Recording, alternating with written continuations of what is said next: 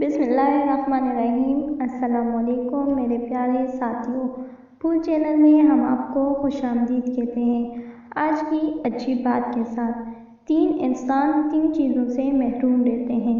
गुस्से वाला दुरुस्त फैसले से, झूठ बोलने वाला इज्जत से, जल्दबाजी वाला कामयाबी से।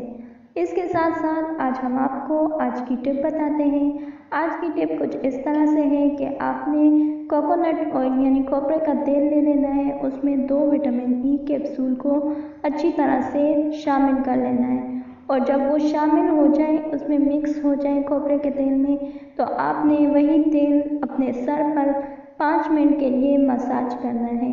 उसके बाद 15 मिनट रख लें और 15 मिनट के बाद आपने सर धो लेना है। इससे आपके बाल बहुत ज़्यादा मजबूत और तेज़ी से बढ़ना शुरू हो जाएंगे। आपके बालों की खुश्की भी ख़त्म हो जाएगी। अगर हमारी टिप अच्छी लगे तो हमारे चैनल को ज़रूर सब्सक्राइब कीजिएगा, हमारे वीडियो को लाइक कीजिएगा और अपने दोस्तों के साथ सदका जारिया समझकर शेयर कीजिएगा। शुक्रिया।